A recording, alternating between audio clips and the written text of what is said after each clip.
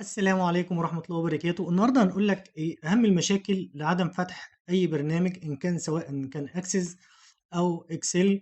دلوقتي بننزل برامج من على النت أو أي حد باعت لي برنامج فمعظم الناس أو بننزل برنامج معظم الناس تقول لك لا البرنامج مش شغال. البرنامج إيه مش شغال.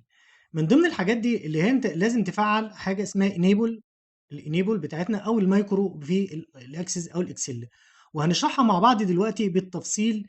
واللي ممكن كمان ان احنا ممكن اللغه بتاعتك ممكن برضو انها تقدر لازم تعدل اللغه بتاعتك يكون Arabic Egypt عشان تقدر تشتغل عليه.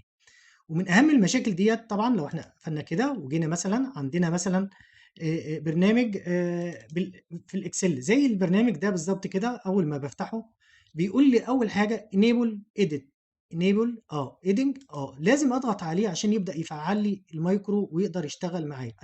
طب دلوقتي ما اشتغلش معايا، طب ايه المشكله؟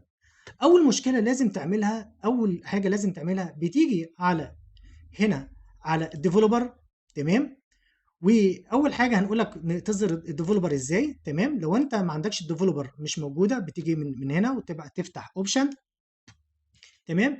من اوبشن كاستمايز ريبون وفي حاجه اسمها ديفلوبر. الديفلوبر ديت لما تسيبها مش متعلم عليها وتقول اوكي هتختفي هنا من شريط الادوات. لا انا عاوز ارجعها تاني، بقول له فايل واجي اقول له اوبشن.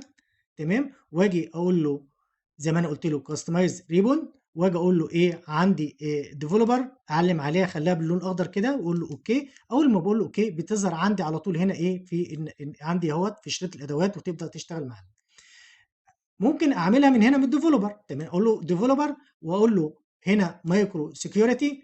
تمام. مايكرو سكيورتي اول ما تعمل مايكرو سيتنج هنا تضغط عليه بيدي لك اربع اختيارات. هو بيقول لك الديسين ديسيبل اهوت مايكرو. لا انا عاوزه ايه انيبل واقول له ايه اوكي. تمام. اول ما اقول له اوكي خلاص واقفل. تمام. طب تعالى نفتح البرنامج تاني اهو.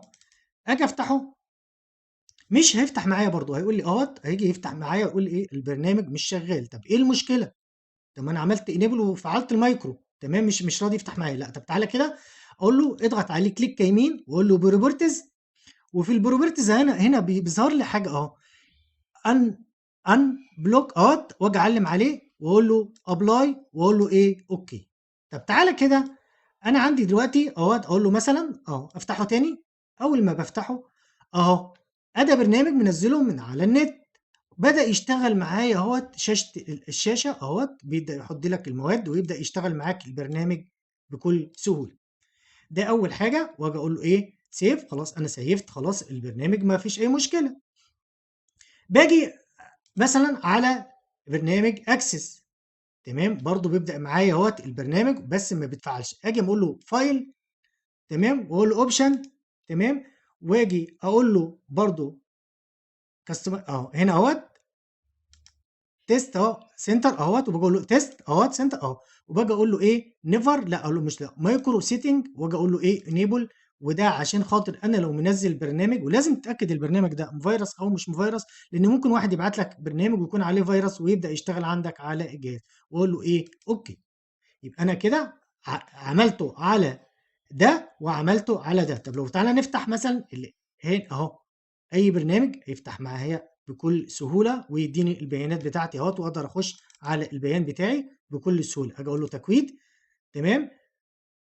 يجي يقول لي ايه تكويد العملاء او تكويد الموردين او اي بيان انا محتاجه. خلاص بيبدا يفتح معايا البرنامج بكل سهوله. ده من ضمن الاخطاء برضو اللي بتيجي تظهر معايا. طب تعالى نعمل حاجه تانية جديده النهارده. هنيجي نعمل حاجه جديده. اقول له ايه هنا في بعض المشاكل بتظهر لك اما بيقول لك تعالى بخش على كنترول بانل واجي اقول له على ايه اه ريجن اللغه. واللغه بتاعتي هنا بقول لك ايه اللغه هنا بقول لك ارابيك ايجيبت. ارابيك ايجيبت. لو اي حاجه تانية مثلا بقول له خليها لي ارابيك ايجيبت. وادمنستريتور واجي اقول له ايه تشينج لوكال واخليه ارابيك ايجيبت برضه عشان خاطر يبدا يشتغل معايا لان ساعات ان البرامج بيبقى فيها باللغه العربيه بتخليه بتعرفه ارابيك ايجيبت. ممكن ارابيك عراق ارابيك جوردن تخليه عربي. اللغه اهم حاجه ارابيك وتختار اي لغه من ايه عربيك سعوديه اي سوريا تونس اي بيان عمان Arabic World، أي بيان، بس أنت Arabic. أنا بالنسبة لمصر Arabic Egypt تقول له أوكي apply وأوكي تمام. لو أنا ما كنتش عاملها قبل كده هيبدأ يقفل لك الجهاز ويفتحه معاك تاني من جديد تمام. طب وبعد كده يبقى أنت كده حليت معظم المشاكل اللي بتظهر عندك. طب تعالَ كده نيجي نخش على 5 ده برنامج من ضمن البرامج اللي أنا شغال عليها. تيجي تقول له فتح الشيت، هيقول لك إيه اديني الرقم الباسورد، اقول له 1 2 3 تمام، اقول له ايه افتح، هيبدأ يفتح لي النموذج بتاعي اللي انا شغال عليه، وتبدأ البيانات بتاعتك تظهر معايا بكل سهولة. طبعا لو مش متابعينا، يعني احنا عملنا كده المايكرو في الاكسل والمايكرو فين في الاكسس، على اساس لو في برامج ما اشتغلتش معاك هتعملها بنفس النظام زي ما احنا قلنا كده. وطبعا اي برنامج اول ما بتفتحه، مجرد ان انت بتفتحه في الاول تمام، بتفتح البرنامج بيقول لك حاجه انيبل مايكرو، انيبل. لو احنا فتحنا الشيت هو اللي فتح معاك، هتقول لك في حاجه اسمها انيبل مايكرو، انيبل هتضغط عليها هتشتغل معاك بكل سهوله.